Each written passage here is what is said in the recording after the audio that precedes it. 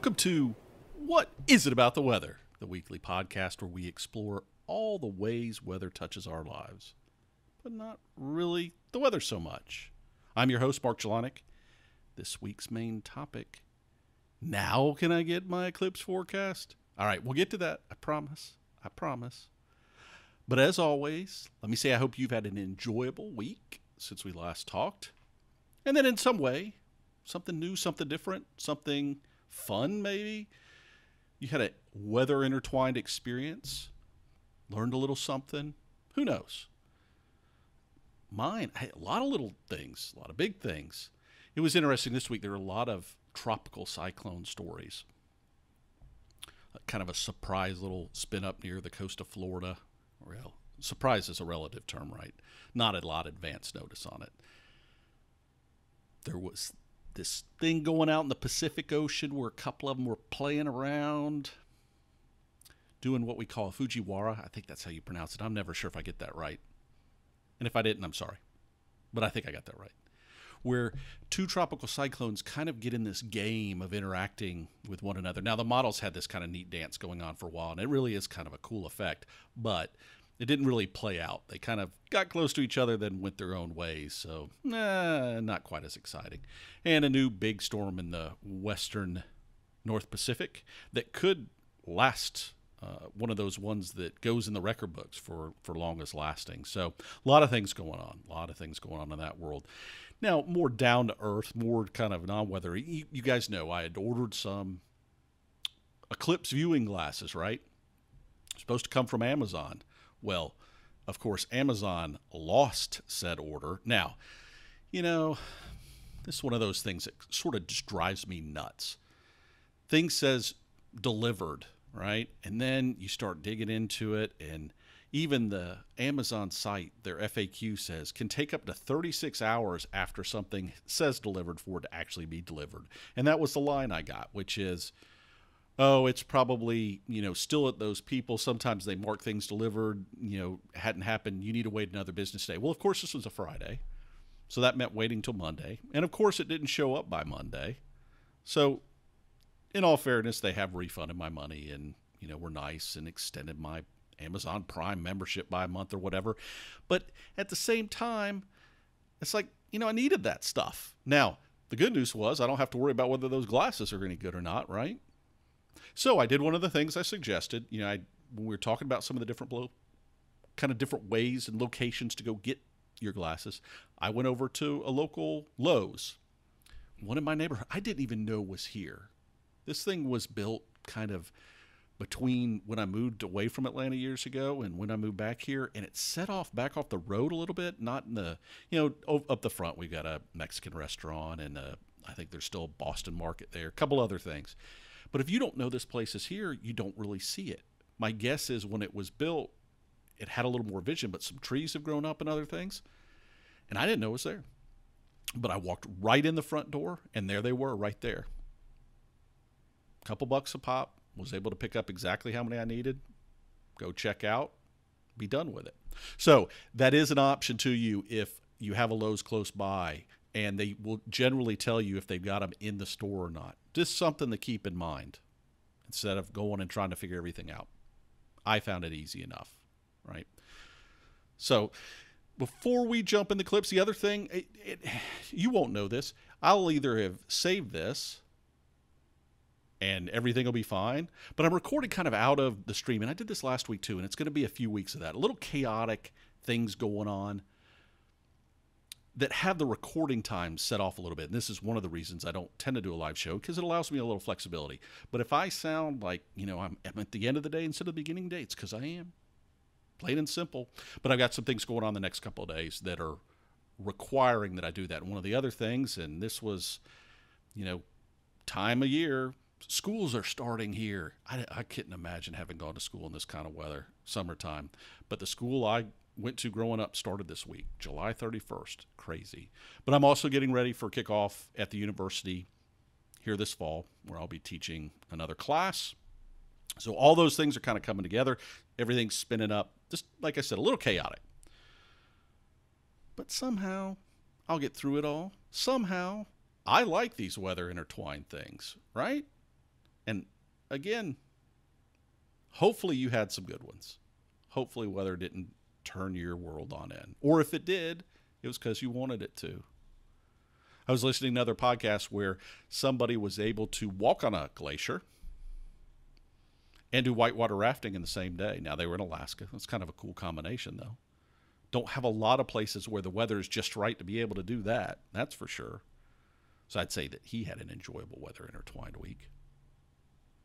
But I digress. I think it's time to get on to the main topic, where we're finally going to answer the question, or are we? Can you now get your solar eclipse weather forecast? My short answer, no, you can't. Just not going to happen. If anybody's telling you they can give it to you, they're not telling you the truth. With all these things going on, we're going to talk a little bit about why. But just remember, it's not time yet. And this holds true for anybody. I don't care whether you're planning for the U.S. eclipse or you're thinking about this around the globe and going to the future. The odds on you getting the forecast approximately 3 weeks in advance are not good. And I'll tell you when I start to pay attention and what my plans are. And there are exceptions to that rule, of course. There are some regions of the globe where if a solar eclipse was going to happen, there's a good chance you could know months in advance, depending on the setup. And let's talk about the why. And in general, why in the U.S. for this eclipse in particular, it's not really realistic at this point.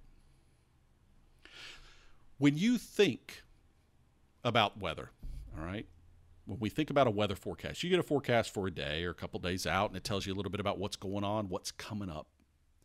But generally speaking, there's a lot more layers underneath that process.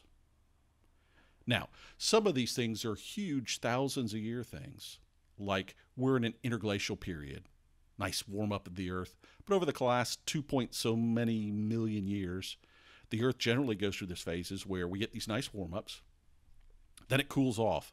And during the cool off phase, which lasts a lot longer, you go through these periods of, you get a little warmer, but generally speaking, it stays cold.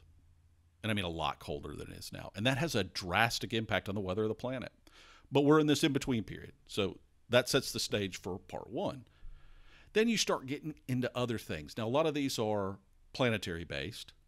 Some of them, like sunspot behavior, that we believe has an impact on the types of weather you experience. But other things are like ocean temperatures.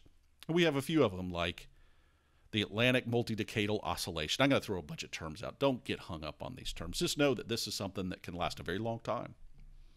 Multidecadal, as the name implies, or the Pacific Decadal Oscillation. So those are known as the AMO and the PDO, if you want a short name. But what they tell us is, generally speaking, we have an environment that's either conducive or counter to certain things happening. So maybe we're set up for more warm temperatures than normal during a warm phase, when the area is warmer than normal. We talked about this a little bit last week. We're looking for anomalies. With these things, we then go down from these larger decadal things, and then we get into, we have one called the QBO, the quasi-biennial oscillation. And again, some of these things, decades. Some of them, multiple years. And even like ENSO, people think about it as it's in a season, and we talked about that last week about it's where it tends to reach its maximum magnitude. But generally speaking, if you think about the oscillation itself, it can be anywhere from a couple of years to multiple years, because one complete oscillation is when it goes from a really strong to really negative. And sometimes we get muddled in the middle, and it doesn't give us a clear signal. So even that could be multiple years. But when we look at forecasting weather, so we've got all these things going on behind the scenes, right? And these set up the stage. And I want you to think about these layers. And as we've talked about it, there's usually a positive and a negative phase. And I'm not going to get into trigonometry and waves and all that in too much detail, but most of us have seen ripples on the water. And then we see the wake of another, maybe a boat comes by where there was already some ripples. And sometimes those things cancel each other out, right? Sometimes they act against one another. Sometimes they magnify one another. So the peaks line up just right and things get really strong. Or maybe the interaction, again, is more muddled. It doesn't completely deconstruct, but they're not exactly in sync. So how all these things line up tells us a lot about what's going on. But what I will tell you, in short, this gets back to the why not yet in the US. This eclipse path is going over an area where year in, year out, this time of year, the month of August, there can be a lot of variability. One of the places it's going is the Pacific Northwest of the U.S. And a lot of people think, oh, the Pacific Northwest is well regulated. You know, it's got that nice Pacific Ocean there. It tends to keep temperatures in a certain range. Well, in Portland, Oregon, right near the coast, they're talking about temperatures exceeding 105 degrees Fahrenheit in the upcoming week, the next few days, which would be an all-time warm record. So as you can imagine, given that, it's not as simple. So this region of the U.S. in general, there are parts that have a little more regulated behaviors typically this time of year. This swath that it's going to go across can have clear or cloudy. And that's all we really care about, right? With this eclipse, it's not about it's cloudy and rain. It's just about cloudy, right? So that's all we're trying to understand. And the reality is, since none of these places are a glaring desert region that just doesn't get clouds on average hardly ever, it's set up to where any of these places could be clear or could be cloudy. So last time we talked about, like I said, a few of these things. I mentioned the Madden-Julian oscillation. And that's one of the key things. So we talked about ENSO and how it's kind of in this neutral phase. It's not real strong. So we look for another thing that might have a strong signal. And the next one in line was the Madden-Julian oscillation, because it's a big regulator of weather kind of downstream, which the U.S. would be downstream of where it tends to do its primary behaviors. And the reality is there, nothing to really work with yet. So the Madden-Julian oscillation, certainly not the only one, but if I look at all these patterns, this is the other thing. A lot of these patterns tend to be stronger in the wintertime. So here we are in the middle of summer. So we don't necessarily have something to give us great guidance. So end of day, it's really going to come down to the weather forecast that we're used to getting on a few days in advance. Now there is a flip side of this. Back in the original episode we did on Eclipse, and I will put a link in the show notes, either to that episode show notes or back here again, where you can go and get maps and make wise decisions, right? Based on historic behavior about maybe where your spot A and spot B is. But if we really get down to the weather forecast itself, and you really wanted to analyze things, right? And this is also what's weird. So where I am, we could get a tropical cyclone, and it could throw everything out the window because of its track and what it does.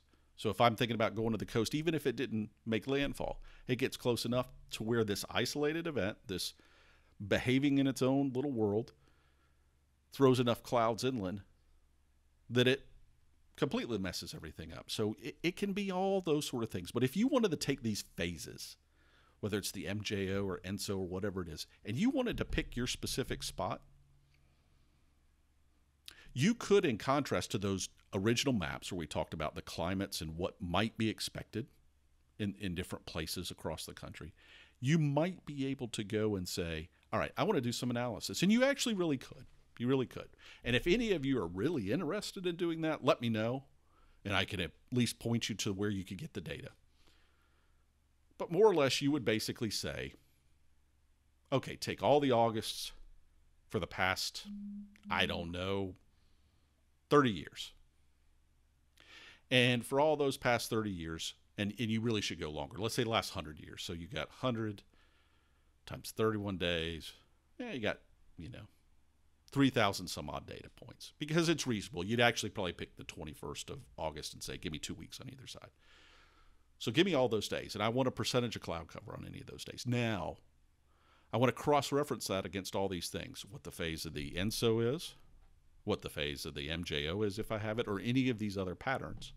And you could, in theory, go and say, okay, now I have a new climatology, and I want to match it to where we are today. So I see that this oscillation is here, and this one is here, and I want to do something close to that.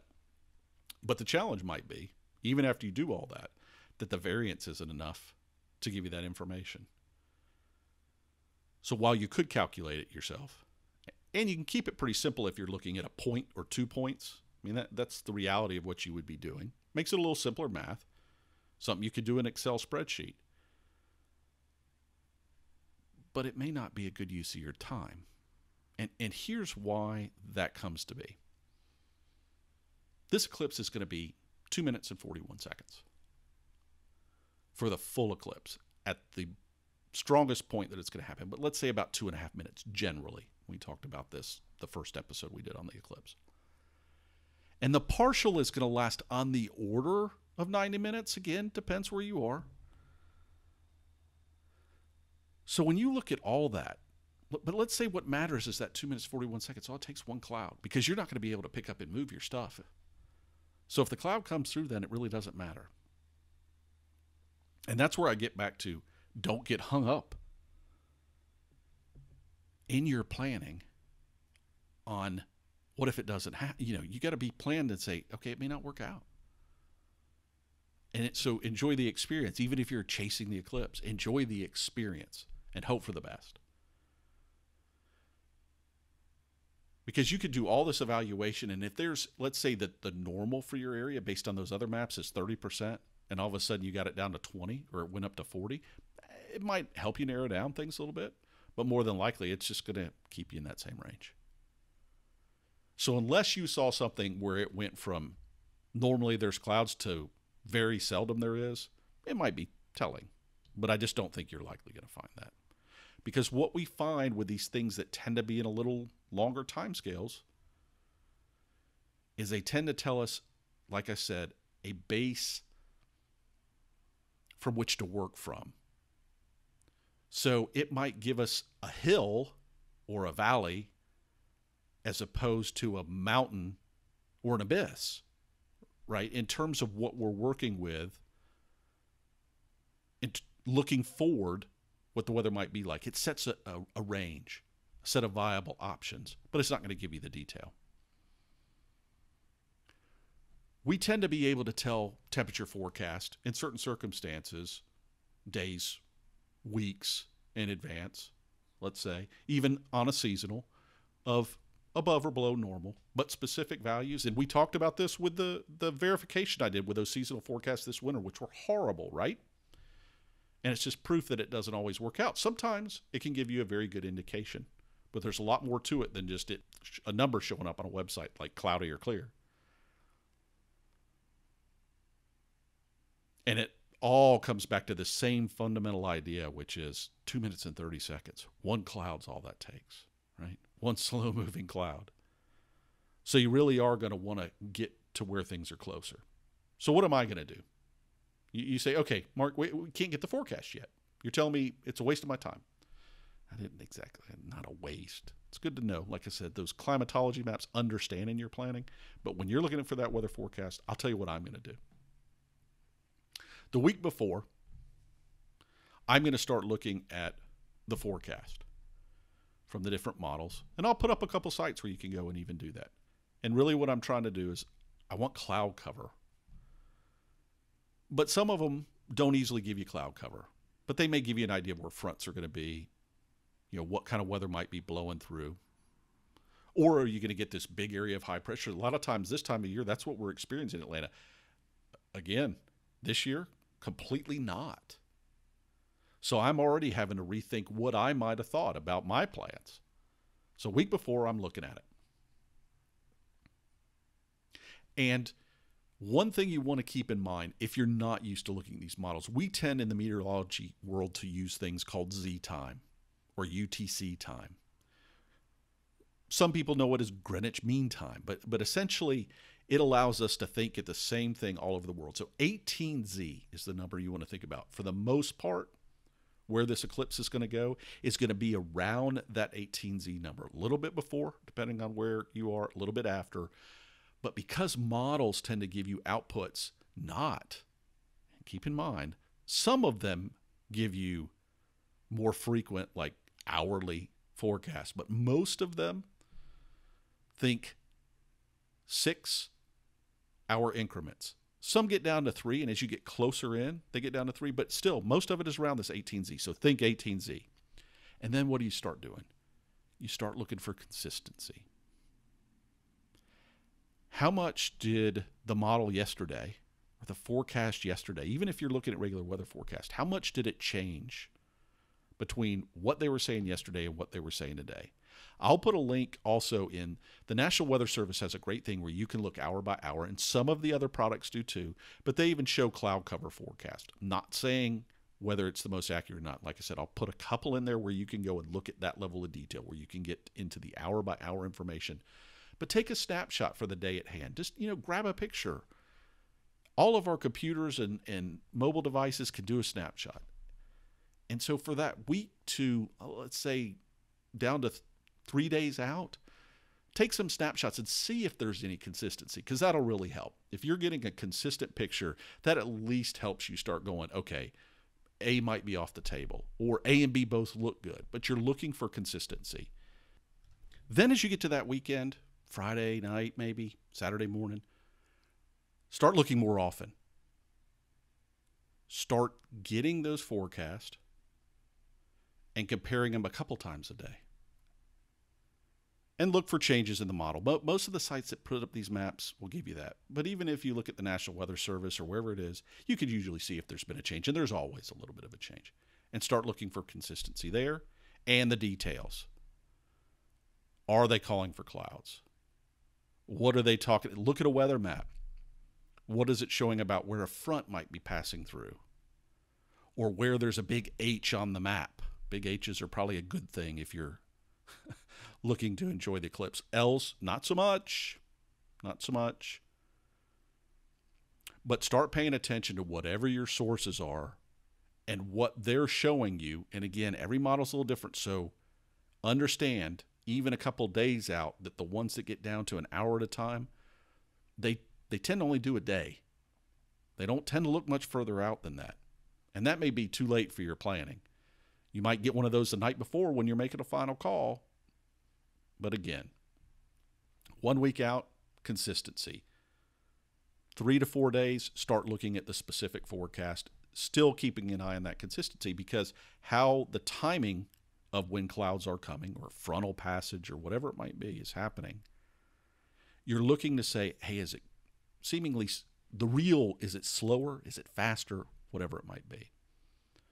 So those are some general guidelines I would tell you to keep in mind. But again, be prepared for what if neither A nor B are good. Is it worth, if you're planning to drive a long way, is it worth making that drive or find somebody with a nice view online and go with that.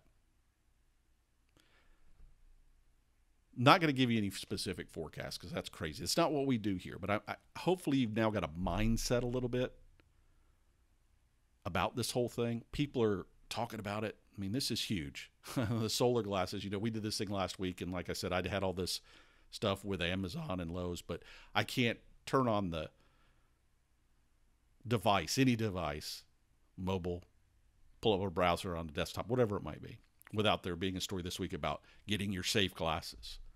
So it's all out there. Hopefully, wherever you're getting your source for weather information, they're talking to you about it a lot. But hopefully they're also quantifying it correctly that, it's way too early to call. Whatever happens, I hope those of you that are chasing this eclipse, either this one or ones in the future, that it turns out to be a positive experience. But hopefully you've also now understand that for most places around the globe, understanding where a cloud's going to be,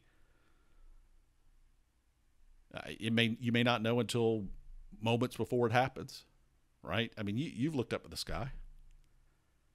Just be realistic and try to enjoy the experience of the chase, if you will, as opposed to whether you finally see it or not. Do it with somebody. Have some fun. Make it an enjoyable adventure. Okay. Enough of babbling. I'm going to wrap up here. Couple interesting things, Eclipse related, that I'll pass along. One, I'm going to put a link in the show notes to an article in the Washington Post that was about chasing eclipses and why this person thinks it's worth it. And it is a one-in-a-lifetime experience for most people. I'll throw in that caveat that a lot of times in chasing, you get disappointed. So just don't over-promise yourself or whoever you're with. But a neat article about why the chase is at least worth it. I mean, it's going to be for me. I'm going to chase it. No, I hope I'm going to chase it. I'm going to have to lecture the next morning at 8 o'clock in the morning. Oi, maybe I won't chase it. No, I'm going to chase it. The other thing that's interesting, I want you to kind of, a little mind game for you, realize that the eclipse is going to be traveling from west to east. And you're going, oh, that's not logical. The moon moves from east to west. Does it? Does it really? Well, actually, if you think about the moon, when we look at it every night, keep in mind that Earth's spinning around. But the moon does move as well. And like the Earth, it is anticyclonic or anti-clockwise, whatever you want to call it. But the way the moon moves relative to the Earth between the sun means that as it moves, the shadowing will actually be moving from the west coast to the east coast. There's some animations online. I don't want to give it all away. That's a thought exercise. Think about it. But it's kind of a neat, interesting tidbit. We're used to the moon moving in a certain way, but it won't be. Well, it will be, but the eclipse will be moving in another way that we wouldn't necessarily anticipate. So just keep that in mind. All right. You know the drill. You know how to get hold of me. whatisabouttheweather@gmail.com or whatisabouttheweather.com/contact. Either way, it's great. Now, why would you want to get hold of me? Well, I can think of a bazillion reasons. But it all stems back to our support theory, RSVP, right? Rate, share, validate, and pledge. So if you want to share, you can share with me. Well, you don't need to share the episode, but really it's that validate piece, right? Thoughts, ideas, feedback, whatever it is. Feel free to reach out. For the other components, you know how to take care of it by now. And if not, I'll cover it sometime in the future.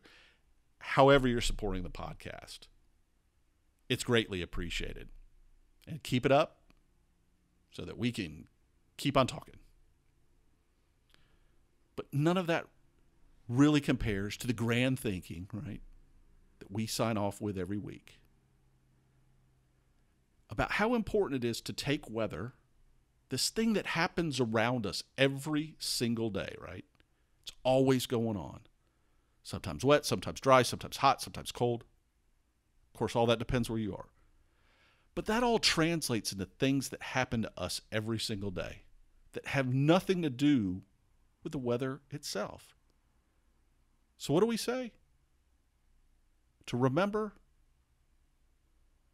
there's much more to weather than the weather itself. There's a 2 White Sofa production. We're tired of hearing our uncle grovel, so please support him on patreon.com/weather.